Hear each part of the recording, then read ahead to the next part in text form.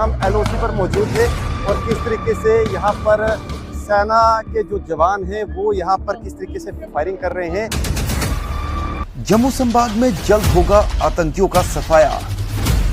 भारतीय सेना ने एलओसी पर अपनी रणनीति बदली। ऑटोमेटिक हथियारों से लैस जवान आतंकियों पर करेंगे कड़ा प्रहार। सूत्रों के मुताबिक सीमा के उस पार पीओजेके में लॉन्चिंग पैड में 150 से अधिक आतंकी हैं मौजूद। जम्मू संभाग के विभिन्न क्षेत्रों में सेना ने किया घुसपैठ को नाकाम। आज आप देखेंगे द पब्लिश पर कैसे भारतीय सेना के जवान देश के दुश्मनों का खात्मा करते हैं। पहली बार द पब्लिश के कैमरे में कैद हुई लाइव फायरिंग, जो दिखाती है कि कैसे सेना के जवान देश की सीमाओं पर अपने शौर्य का प्रदर्शन करते हैं। जम्मू संभाग में पिछले कुछ वर्षों से आतंकवाद चरम पर है। ऐसे में भारतीय सेना ने एलओसी से लेकर विभिन्न पहाड़ी और जंगलों में कई बड़े ऑपरेशन लॉन्च किए हैं। सेना का ये मिशन है कि आतंकवादियों को उनके ठिकानों से उखाड़ फेंका जाए और देश को सुरक्षित रखा जाए। भारतीय सेना की नई रणनीति पाकिस्तान और उसकी खुफिया एजेंसी आईएसआई की नापाक चालों को नाकाम करेगी। द पब्लिश साक्षी बना है भारतीय सेना की घातक कमांडो पार्टी का, जो पलक झपकते ही आतंकवादियों का खात्मा करने के लिए हमेशा तैयार रहती है। जम्मू संभाग में लगातार चल रहे आतंकी हमलों के बाद एक बार फिर से भारतीय सेना किस तरीके से अपना मोर्चा संभालती है। आप जो है वो तस्वीरों में देख सकते हैं कि किस तरीके से जो है वो ये वाहन आ रहा है और हाईटेक वाहन है, क्योंकि आतंकी हमेशा वाहनों पर हमला करते थे और ऐसे में सेना किस तरीके से मोर्चा जो है वो संभालती है। आप तस्वीरों में देख सकते हैं कि ये क्यूआरटी की टीम कैसे एक्शन में आके जो है वो किस तरीके से फायरिंग करेगी। आप तस्वीरों में देख सकते हैं कि ये देखिएगा किस तरीके से एक्शन जो है वो किया जाता है और क्यूआरटी की टीम जो है वो उतर रही है और किस तरीके से टारगेट को जो है वो किया जा रहा है, क्योंकि जब भी इस तरीके के ऑपरेशन होते हैं भारतीय सेना के जवान किस तरीके से क्यूआरटी पे आकर आतंकियों को किस तरीके से मार गिराते हैं। ये तस्वीरें जो है वो आप देख सकते हैं। ये जो हाईटेक गाड़ी है, जो नई गाड़ी यहाँ पर सेना में आई है, और उसके बाद आप यहाँ भी देखिएगा कि किस तरीके से ये कवर लेने के बाद ये गाड़ी किस तरीके से जो है वो निकल चुकी है।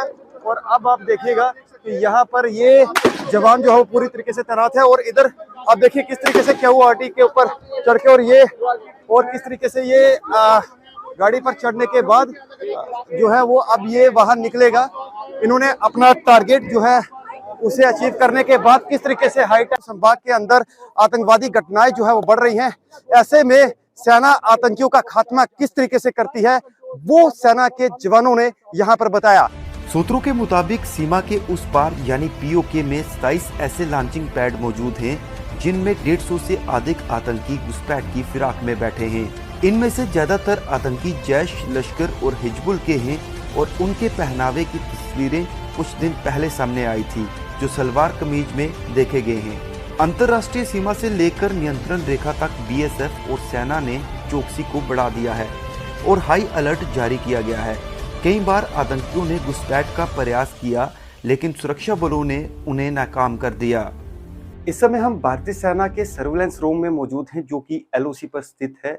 और इस सर्विलेंस रूम में किस तरीके से जो एनिमी है, दुश्मन पर नजर रखी जाती है, वो आप तस्वीरों में आप देख सकते हैं। ये सेना के जो यहाँ पर जवान आपको दिखाई दे रहे हैं, ये इस पूरे सिस्टम को जो है वो ऑपरेट कर रहे हैं। आप तस्वीरों में आप देख सकते हैं कि ये फेंस का एरिया और इस फेंस के आगे जो है वो एनिमी का एरिया लगता है, यानी पाकिस्तान का एरिया। तो ऐसे में इस जगह पर कोई संदिग्ध हरकत या कुछ ऐसी एक्टिविटी ना हो, इस पर प्रॉपर जो है वो नजर रखी जाती है। ठीक इसके नीचे अगर आप देखेंगे तो ये बड़े बड़े चट्टाने, यानी ये जो बड़े बड़े पहाड़ों के ये पीसेस आपको दिखाई दे रहे हैं चट्टानों के, इनको भी इस पानी के साथ में देखा जाता है कि कहीं दुश्मन कुछ ऐसी नापाक हरकत या कोई फिराक में तो नहीं है। तो तमाम ये जितने भी यहाँ पर हाईटेक कैमरास हैं, जो दुश्मन की हर एक एक्टिविटी पर नजर रखते हैं, और सेना के जवान दिन रात जब इन्हें इस तरीके की जो है वो हरकत यहाँ पर सस्पेक्टेड या कुछ इस तरह की हरकत नजर आती है,